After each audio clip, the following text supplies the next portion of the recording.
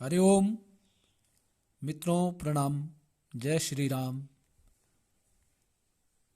पुनः एक बार आपका स्वागत करता हूं श्री शिव शक्ति आध्यात्मिक चैनल पर। मित्रों,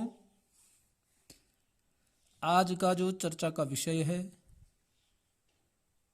वो है सूर्य ग्रह।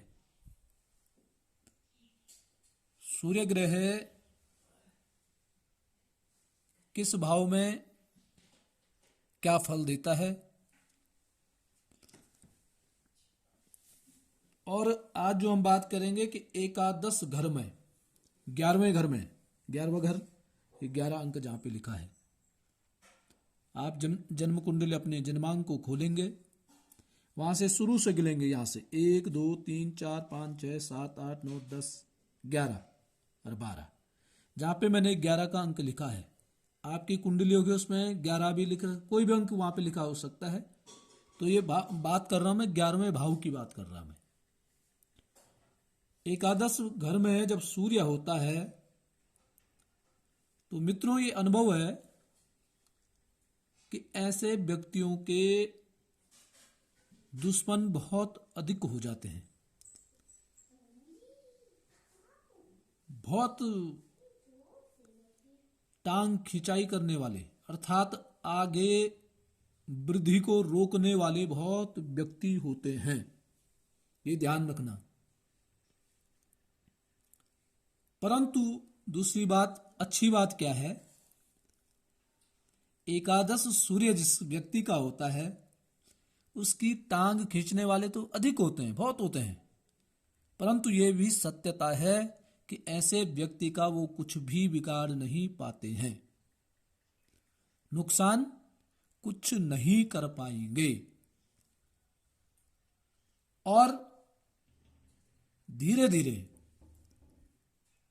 अपने आप ही ऐसे व्यक्ति के सामने नतमस्तक भी हो जाते हैं।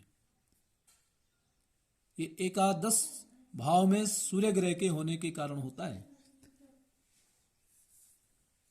कभी कभी क्या हो जाता है कि पीठ पीछे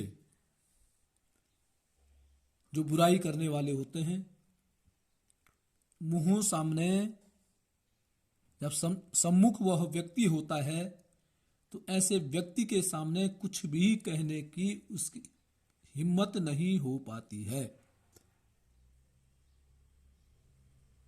ऐसा एकादश भाव में बैठ कर के सूर्य ग्रह ऐसा करवाता है। ऐसा क्यों होता है? क्योंकि 11वें घर पर 11वां जो भाव हुआ है, 11वां भाव 6वें भाव से, 6वें भाव से गिनेंगे तो 1 2 3 4 5 6, 6वां भाव पड़ता है। अर्थात शत्रु भाव से 6वां भाव 11वां भाव होता है।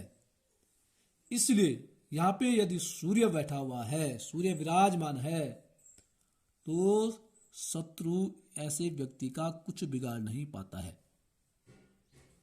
परंतु इस व्यक्ति को यह ध्यान में रखना है कि शत्रुओं के बारे में चिंतन नहीं करना है।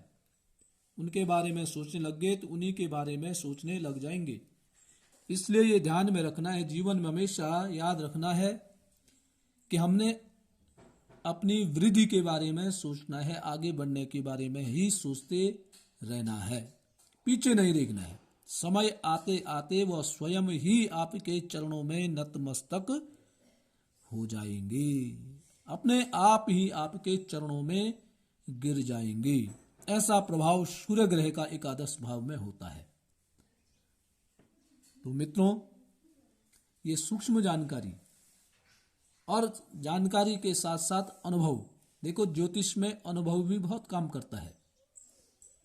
कभी कभी योग जो होते हैं उतने फलदायी नहीं होते हैं, परंतु जो अनुभव होता है वो बहुत सुंदर, और भगवान इष्ट की जो सिद्धि होती है वो बड़ी फलदायी होती है। तो मित्रों, ये सूक्ष्म जानकारी मैंने आपको प्रस्तुत की। आप से पुनः यही निवेदन है, चैनल को सब्सक्राइब करें, पोस्ट को देखें, वीडियो को देखें, अन्य लोगों को भी दिखाएं और पसंद आती है तो मित्रों शेयर ज़रूर करें। आज के लिए बस इतना ही है।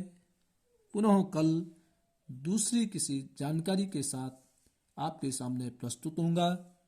तब तक के लिए नमस्कार, प्रणाम, जय श्री राम।